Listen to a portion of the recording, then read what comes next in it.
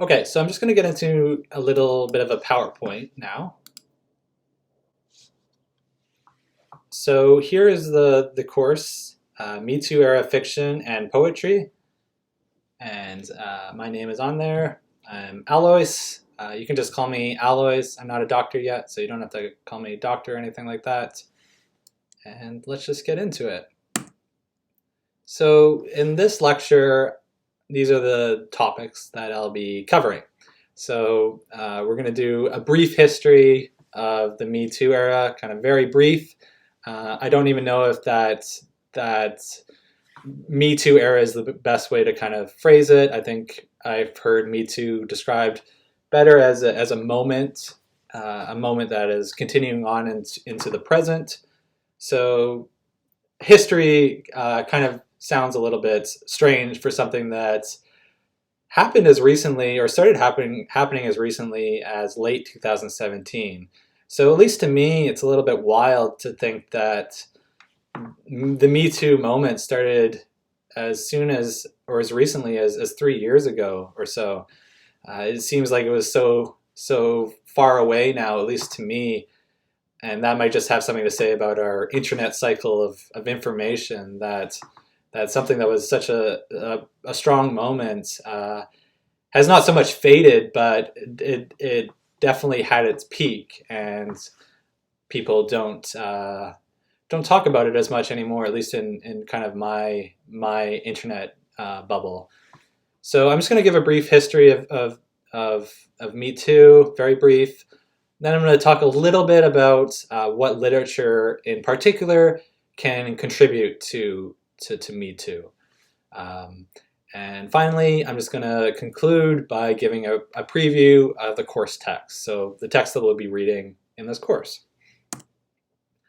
Okay, so Me Too was a phrase originally started by African-American activist Tarana Burke in 2006 on MySpace. So the actual origin of the phrase, from my understanding, it went back to a late 90s encounter that Tarana Burke had with a young woman of color who had suffered a sexual assault. And Burke had a kind of a negative interaction with this person. This young woman came to Burke with a story of being assaulted, and Burke didn't really know how to handle it at the time. This was the late 90s. So there was a bit of a rejection that happened between Burke and this young woman. So Burke was working in social work and shuffled this young woman off to another worker rather than dealing with her. So this phrase was originally started by Burke to Me Too, to kind of gesture to sexual assault, sexual violence, sexual harassment being a widespread issue and not something that women should feel alone or isolated about. So it was originally a movement of solidarity between women who had suffered any kind of gender-based, from discomfort to violence. And it sat kind of dormant. It sat dormant from 2006 as a phrase, a little catchphrase or brand of sorts, until 11 years later, when the actress Alyssa Milano borrowed the phrase and didn't credit Burke immediately. She would credit Burke later for the phrase, but Milano posted a tweet with language taken from Burke's MySpace page with the phrase "Me Too" on it. And this tweet went as viral as something can go. So within 24 hours after Milano had posted this tweet, there was 12 million Facebook posts already using this hashtag. So within a day, pretty much, and then within 48 hours, the hashtag had been shared a million times on Twitter as well. So it kind of spread like wildfire across these social media platforms, and immediately gestured to this problem being a massive global issue. that women from around the globe kind of came together under the heading of this hashtag to share experiences that were all kind of linked together in some way. So it was a massive kind of grouping of people that had been oppressed to different degrees together into a group of sorts, a collective, one founded in solidarity. So it was a pretty impressive and a remarkable moment. And just this little animation that I have at the bottom of this slide is just a Google website that kind of captures the global spread of the Me Too hashtag. It's kind of interesting to visit the website. I can link it maybe below the video, because you can kind of hone in on a city. So you can hone in on Vancouver or Burnaby or Surrey, and you can kind of chart all the different stories that addressed Me Too in different ways from when the hashtag started in 2017 to the present day. So you can kind of see the kind of ongoing relevance of this hashtag.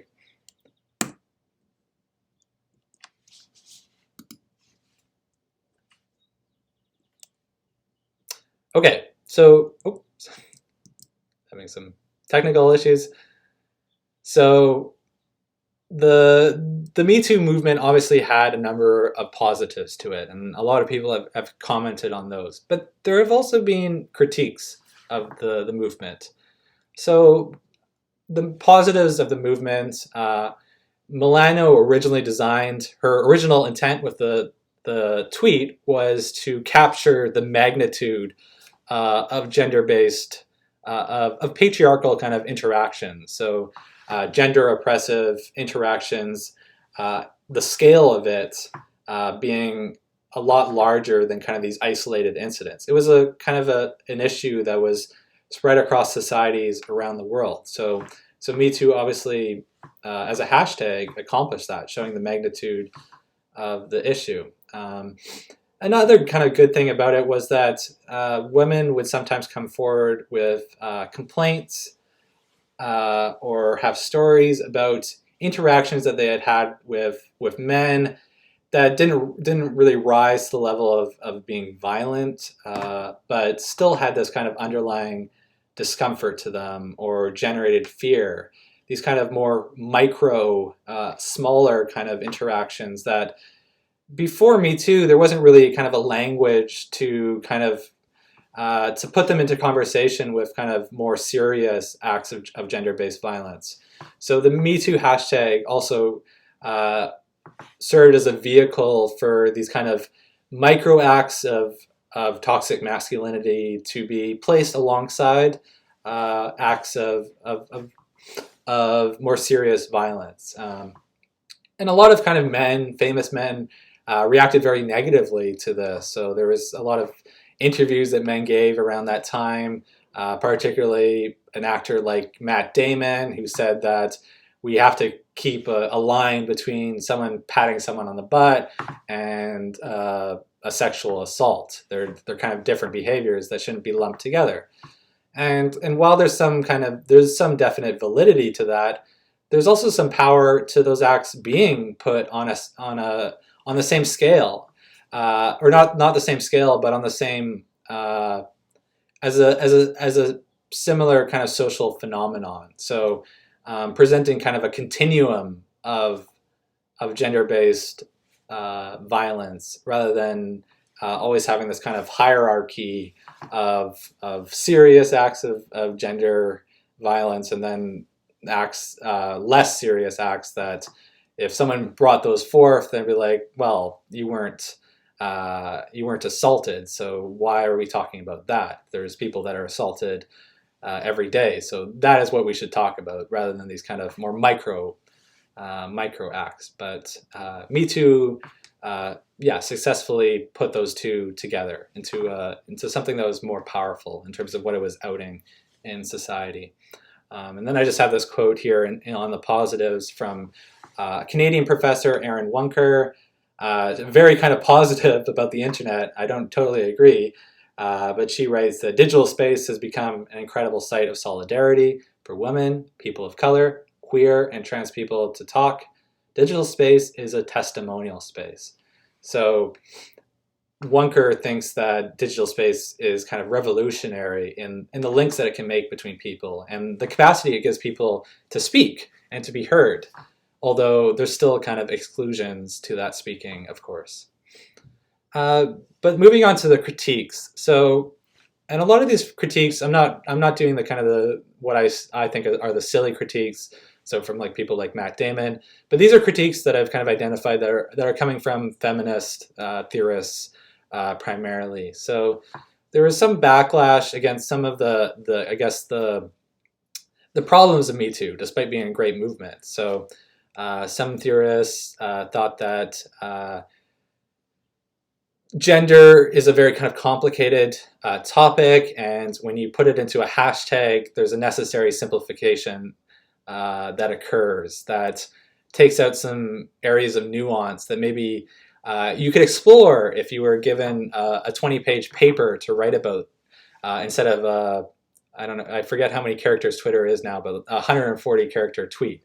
That kind of compression of a serious issue into sound bites or hot takes can also decontextualize the issue a little bit by just having it being presented in the digital environment. There is also the problem that, as evidenced by like Harvey Weinstein, which kind of was the tipping point into the Me Too era, on these kind of monstrous, this horrible men that were just like these kind of and out almost like extremes of masculinity and its kind of and its dangers. These kind of just evil characters, rather than looking at masculinity on kind of a level of a social structure or a social system that kind of affected all men, including people like myself. So there's a kind of I guess a scapegoating of masculinity onto these kind of monstrous individuals. Another kind of consequence of it operating on Twitter is that Twitter kind of, from my experience on Twitter, it lends itself much more easily to the stating of problems or the stating of issues or claiming something is problematic than it does to the work of creating solutions. So creating solutions is something that's a lot of hard work, and a lot of that hard work, a lot of people, a lot of activists think has to take place in the real world. It can't just take place on the internet. Although there is kind of there are kind of dissenting viewpoints on that. And yeah, I just have this final quote from two feminist theorists, Zarkov and Davis, that they say, a moralizing discourse which evaluates, judges, and sanctions all in one go may not be the best way to address the problem. Okay, so there was a moment that I hope kind of is captured in the piece that I asked you guys to read this week. So I went on a date with Aziz Ansari. It turned into the worst night of my life by Katie Way. You can see by the very title of the work that it is kind of written in this genre that you find on websites like Jezebel, where it is kind of clickbaity. So it kind of encourages people to click on it. And this article kind of complicated a lot of the coherency of that Me Too had as a movement at the time. So at the time, there was a lot of stories of sexual violence and serious harassment coming out from numerous women, where the perpetrator was clearly doing something that was bad. But in the story of and a lot of these men that were being outed were also in clear positions of power, whether as a movie producer like Harvey Weinstein, who had a lot of money and a lot of control, a lot of just power. Aziz Ansari in the story, he's not in a clear position of power over Grace. There are potential power dynamics, of course, that are going on. Ansari is famous. He probably has some control, has some level of power in the film and the TV industry, but it's not like a boss and a worker relationship that the story captures, but something a little bit more complicated. Um, so that was one of the ways that this story by Katie Way kind of complicated, the kind of the mainstream Me Too stories that were coming out at the time. I'm just jumping to the final bullet point down at the bottom of the slide. And this was a critique in Jezebel. I guess there was also some kind of competition going on between maybe Jezebel and Babe.net because they're kind of catering to the same audience. So there's this takedown of the Babe.net article in Jezebel.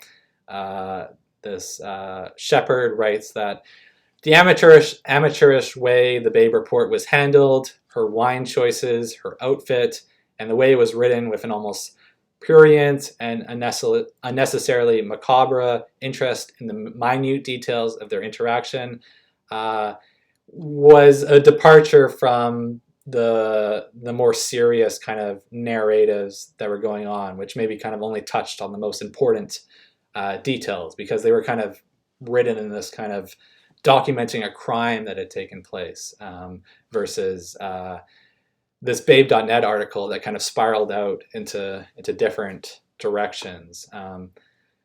So including details like she didn't like the wine that Ansari had chosen for her. That's not really kind of it's not really kind of in the style of the Me Too narratives that were coming out at the time. It wouldn't be a detail that was mentioned because it wasn't super serious. Even though when I was reading the story, I like those little details, these kind of micro details where just a man kind of choosing what the woman eats or drinks. I do think that these kind of really little interactions do kind of gesture to larger social structures of gender. So the final kind of criticism that I have in the middle here was that Babe.net was harnessing the Me Too movement for profit and for prominence. So Babe.net at the time, it wasn't a very prominent website. Nobody knew the website when the Aziz Ansari story came out. That was the way that people found out about this website, to be honest. And there was also some critiques of the journalistic standards of Babe.net in getting the story. So rather than the woman, Grace, at the center of the story coming to Babe.net, Babe.net kind of put out feelers for a couple of weeks because it had heard about some bad behavior of Ansari, and it reached out to Grace to get her to tell the story. So there was this prodding from the website to kind of make Grace tell this story. And the way that, Babe.net is a kind of a commercial enterprise, so like a lot of websites at the time, was focused on generating profit. So Babe.net also used the story to gain subscribers to its newsletter. So it advertised its newsletter saying that if you subscribe to our newsletter and pay this amount of money, you'll find out more details about the Ansari story. So it was this kind of clear commercialization of the Me Too movement, which a lot of people reacted very negatively against. Even though I don't think the story is written that poorly. I think it's more kind of symptomatic that a lot of companies, particularly these kind of clickbait companies, all of them were kind of in different ways. It sounds kind of cynical to say, but they were all kind of generating profit from the exposure of sexual and gender-based violence. Okay, so this is the final slide. This is kind of a question that is open, so not really kind of a definite answer to this question about what can literature contribute to the Me Too movement. So I just have some possible answers here. I think literature allows us to explore kind of gray areas of real life, of social interaction, that aren't easy to kind of form a quick hot take on, that we have to think about in more depth, and that force us as readers to kind of take on a role of active interpretation. So ask us to do some work to unpack what has happened, rather than kind of the passive consumption mode that we kind of find ourselves in a lot of the time when we're on the internet. We're just scrolling through articles. A lot of the time there's the expression of someone having a digital bubble. So they get all these articles or these takes that they already agree with all of them, because on something like Twitter, you can kind of curate the information that comes at you. So if there's someone saying something that you disagree with, you can block them. If there's a website that publishes a lot of things that you think similarly to, you can follow them. So it kind of leads into this kind of digital bubble where we just consume perspectives that we agree with. And fiction can kind of, I think, trouble that a little bit, because it requires us to form an interpretation rather than have interpretations made for us. I think the second bullet point, this is something that I found in a lot of the kind of the texts that are on this reading list, what they do. So we kind of have the impression that we as readers, we read texts.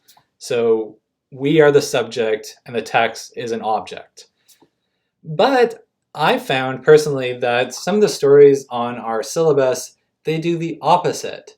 So what I mean by that is I have reached a point of just complete misunderstanding of a story, or some of them on the reading list, and or I have a take on a story or something like that.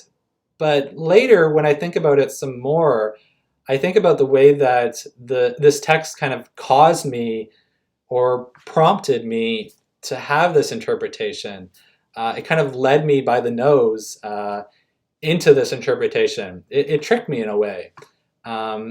When there's really something else going on in the text that, due to my reading habits, my experience as a cisgender male subject in the world, there was something else going on in the text that I necessarily missed.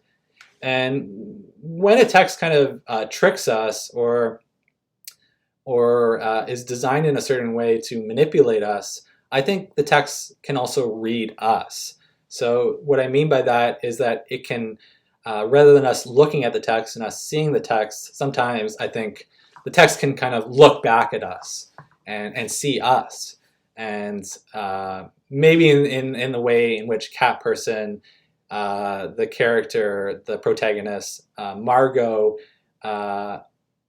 she looks into Robert's eyes and she sees Robert's picture of her in those eyes.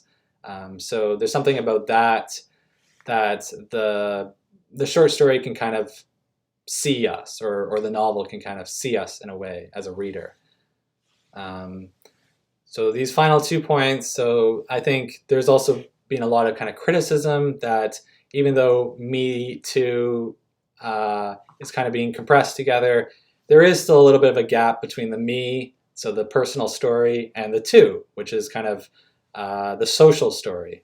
All these sharing of personal stories, how do we get that to kind of gesture to more complicated social systems of gender that kind of affect all of us? So for the example, Cat Person, the story has these kind of, in my reading of it, it has Margot and Robert as these kind of archetypes. So an archetype of a female subject and an archetype of a male subject.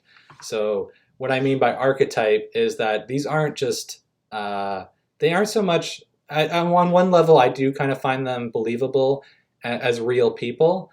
But on another level, I think they, particularly Robert perhaps, their character isn't just confined to them as individuals, but their character kind of expands to cover, for example, Margot expands to cover the experience of a lot of women. And the character of Robert also kind of expands to cover the character of a lot of men. So these kind of characters, on one level, they are kind of individuals, and on another level, they are kind of more representatives of gender on a social level. Okay, and then the final point, just going back to the Ansari story, where those small details, like the wine choice or the outfit, these kind of perhaps non-essential details, in fiction, of course, you can include those, and we can also interpret those little details of interpersonal interaction because they are important, I think. So, for example, in Cat Person, there are kind of a lot of little objects that kind of give insight. There isn't that much insight given into Robert's character, but some small objects do give a little bit of insight. So, for example, the description of the candy wrappers in Robert's car, that is kind of a little detail that kind of gives us perhaps a little bit of insight into this character that we otherwise wouldn't get. So this concludes the introductory presentation that I have for the course. So I'm just going to move on now into briefly talking about the text that we'll be covering in the course.